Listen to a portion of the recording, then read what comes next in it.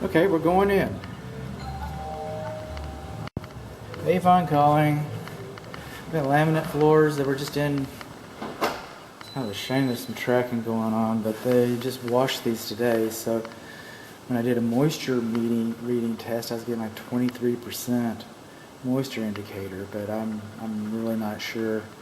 To be fair, I'm not sure that's an accurate measurement. It's not expensive equipment I was using anyway.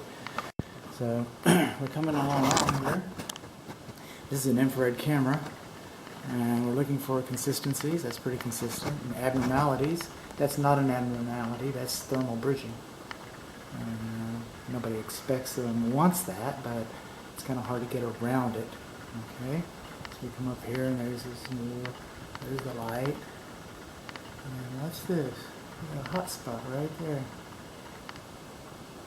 That yellow is a hot spot. So the insulation's lacking in that corner. This is what we're calling the west bedroom. We'll move on along, closets and stuff. That door's kind of scuffed up a little bit. The vanity mirrors have not been installed yet. Coming on along, we're calling this the east bedroom.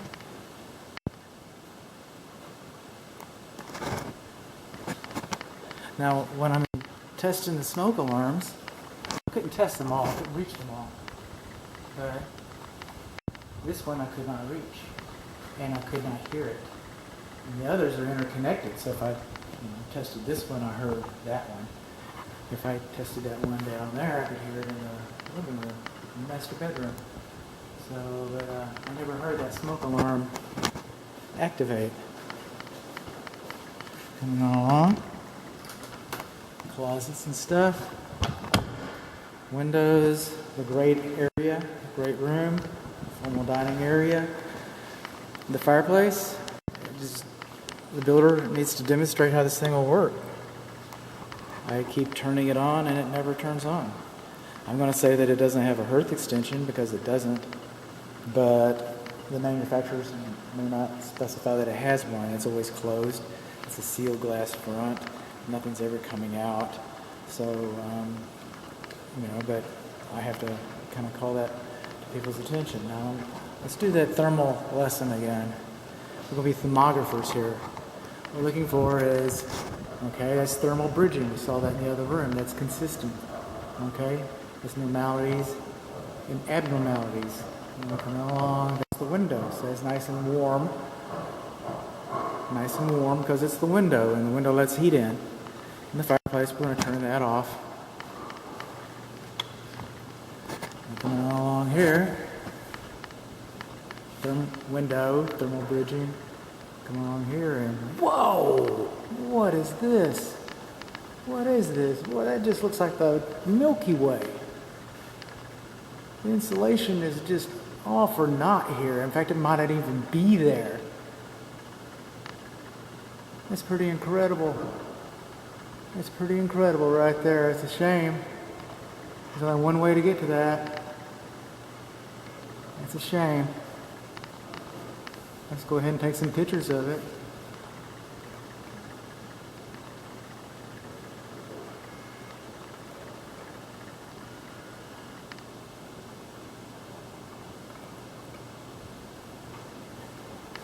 Come along here.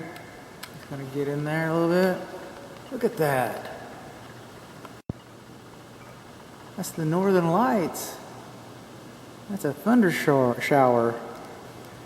I'm going to go ahead and turn this off. I've already been through that. I saw that already.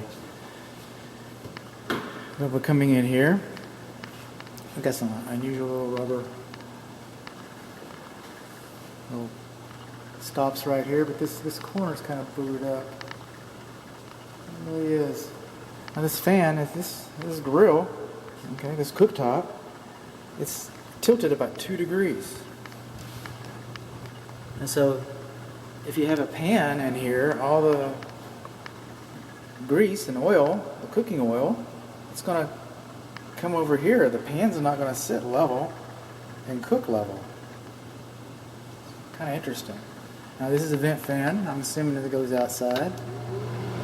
the light doesn't work.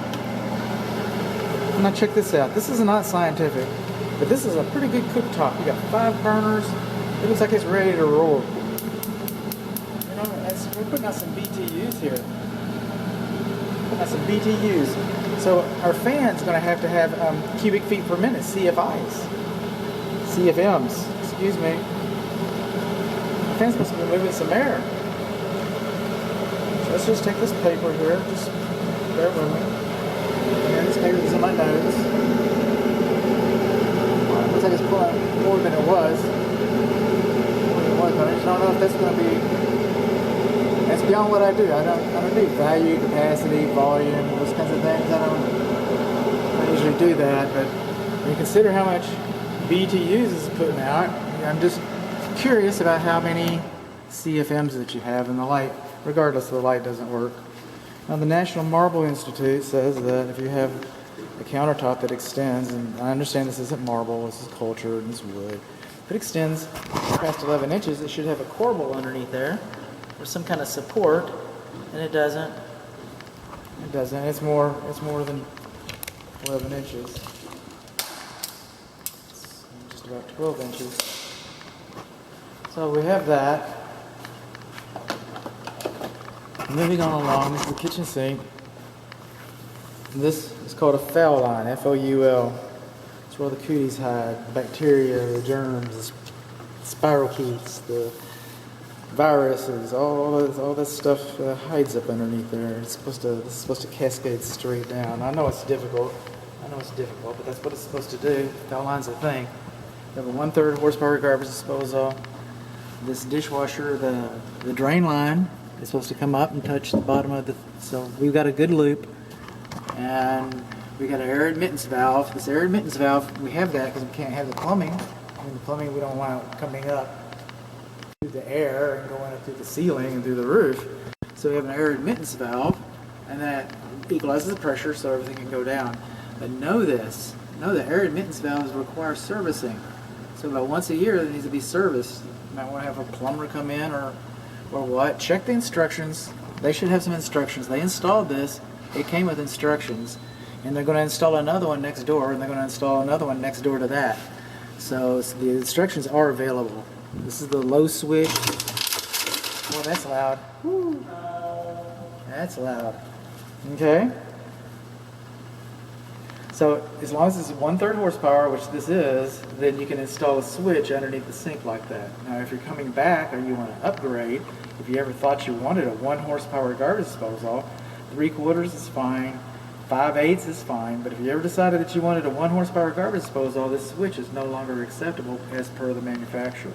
The garbage disposal here, like I said, is 1/3 horsepower, so it's fine, okay, as it is installed. Sorry about interrupting your video. No, you're good. You're good. The light doesn't work, and how many is that vented to the exterior? Oh, how cool is that? All right. I got people doing my work for me. Thank you, sir. Okay, we got the pantry going on here. Coming on along here, these are the switches. And my client made note that the blueprint, the schematic says, and I think so, that the switches should be outside of the doorway. You shouldn't have to come in the room. We're walking in the room, we're coming around the corner, and then in the dark, finding which switch for what. So that's what we have here. This is the master bedroom, by the way. Excuse me. And again, no longer any vanity mirrors. The tub operation cannot be operated because somebody has that filled and they're doing a pressure test. And I believe it's probably the city. And I don't know that, but since the nature of that, I haven't operated the faucets. I did operate the jacuzzi. It is on GFCI. It's underneath here. The tub looks like it's pretty well installed properly. We've got a bonding wire. But one thing is, this receptacle, it should be a closed face receptacle, or a single receptacle, not a duplex. I know that nobody's going to open the door. Nobody's going to open this door to plug in their iron here. So it's probably okay, I get that. But that is a duplex and it should have been a single. But we do have moisture down here. We got water. This says over here we got wet tile. So I don't know how much water they used to install this tile. I also know that they're testing the tub. So where did the water come from? Where's that water coming from? That's the question. Okay?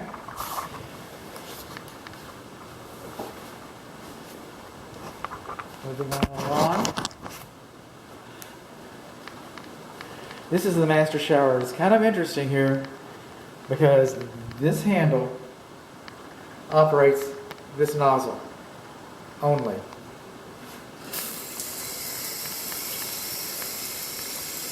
I could do them together and show you how confusing it could be, but I'm just keeping it simple. This handle operates this nozzle and this spout. That's the spout. That's that. If you want the other one, turn that on.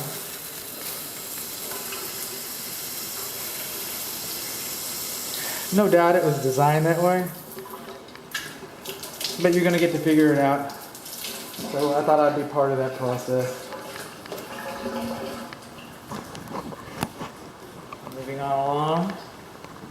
One thing that I haven't noticed over here, just haven't seen, is dilution valves, temperance valves. Very common in modern architecture, modern new home construction. These don't have one. You might check the plumbing schematics to see if they're requiring that. Coming along here. Okay. I'm assuming this is paint, but these should be labeled hot and cold. This is your clothes washer connection, and they should be labeled hot and cold, and they're not. It's a 4-prong electric. I checked that. I haven't put a camera up that yet, so I don't know. This is the gas. Gas is capped off. But the length is supposed to be labeled. How many elbows and how much length.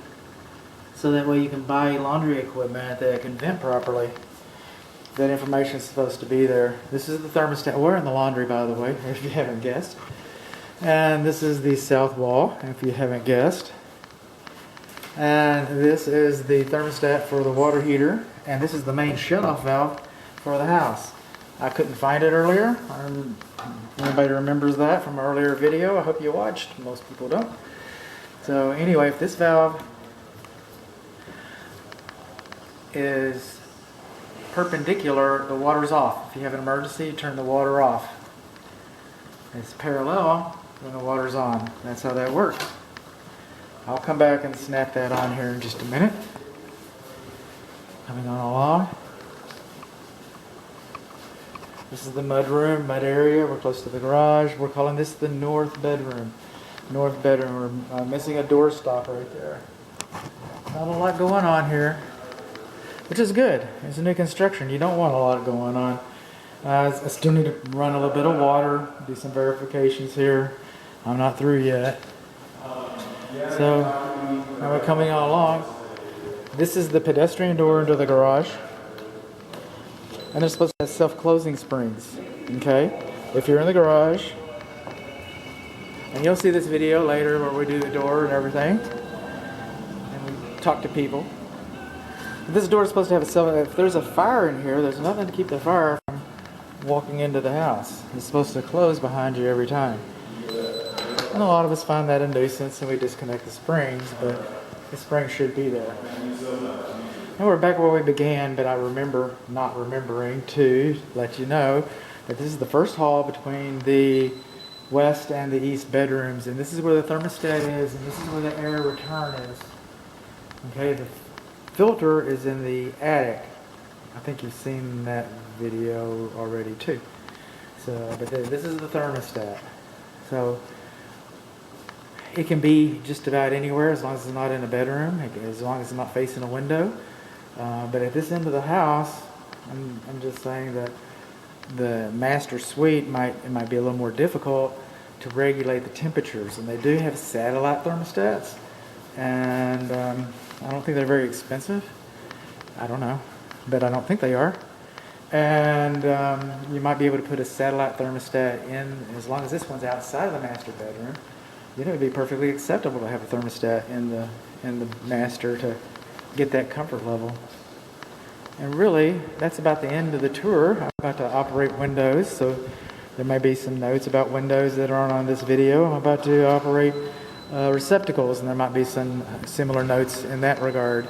But the structure of the interior, this pretty much lays it out. So